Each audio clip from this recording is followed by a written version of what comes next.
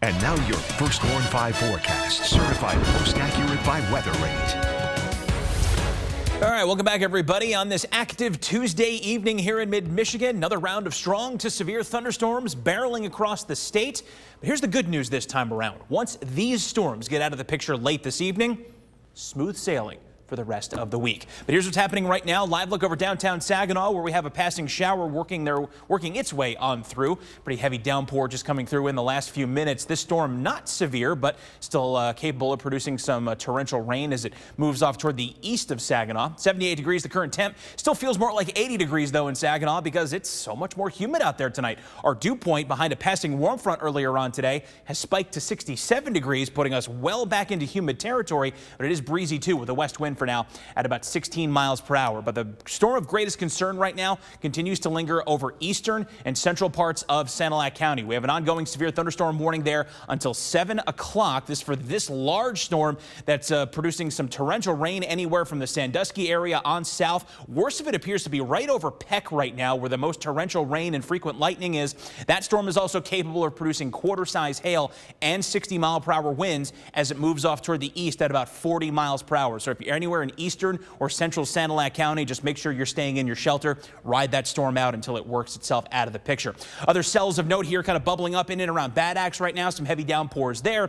But after this initial line clears on through, we're keeping a close eye not just on the storm that we were just looking at over downtown Saginaw, but also some other storms trying to get going to the west of there, moving back in toward the Freeland area, Poseyville, and over toward Bay City and Linwood right now. Some other showers and storms that are trying to fire. And you folks in Genesee and Lapeer counties, you are just barely dodging a larger cluster of severe storms just south of Fenton right now. You did briefly get clipped, that is, in Fenton by a heavy downpour there as they track off toward the northeast. Places like Lapeer now toward Imlay City going to get clipped by that storm. That line may also briefly produce some pea-sized hail in addition to those heavier downpours. And we'll see if this storm manages to track just far enough to reach you in southern Lapeer County. But basically, if you're anywhere along and south of I-69, be mindful of those storms moving by to your south. Also, another intense storm moving into Lansing right now. That may ride up and along I-69. So as we've been saying all evening long here, this is going to be a threat that will linger for a few more hours here. The cold front is right where this secondary line of storms is near Bay City right now. So once that whole boundary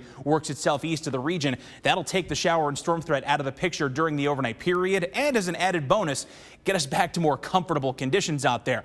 Surge of warmth and humidity coming in behind the warm frontal boundary that yesterday, if you remember, was actually the stalled boundary that we were tracking on the southern border of the state. That's now being followed quickly by the cold front that's instigating the afternoon storms here. Once that clears east of the region overnight, we are right back in the pleasant hands of high pressure as we move on into the second half of the week. And just to give you an idea of how much nicer it's going to feel out there tomorrow, we'll go from 83 and a muggy 83 at that in Detroit, a very muggy 78 in Saginaw, back to these less humid 70s and even some 60s, especially during the afternoon and evening hours as we head on into tomorrow. But timing the storms out, hour by hour forecast, 6 o'clock to 8 o'clock. We continue to watch the storms make their progress more into parts of the thumb and I-69 by the time we hit 8 o'clock. Does look like around that time we'll start to see things winding down, but I think it's really not until we hit about 10 to 11 p.m. and certainly by midnight when we can kind of write this all off and give the all clear. From there, mostly cloudy skies will hang in place for much of the overnight period. We'll continue to see some clouds tomorrow morning. I don't think we'll see any of these trailing showers. There's really going to be nothing to instigate them there. More importantly, over the course of our Wednesday, what we will see is returning sunshine as clouds work their way out of the picture behind the departing front. A much more pleasant and sunny Wednesday afternoon and evening ahead of us for tomorrow. And then we can breathe a sigh of relief for a few more days to come because this quiet weather is going to stick through at least the end of the work week. For tonight, though, 56 the overnight low, evening strong to severe storms giving way to mostly cloudy skies overnight.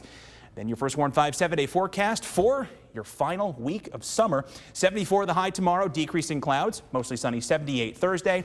Minor shower chances Friday and Saturday, but Meg, those final 5 days of summer feeling the part with high temps returning to the 80s.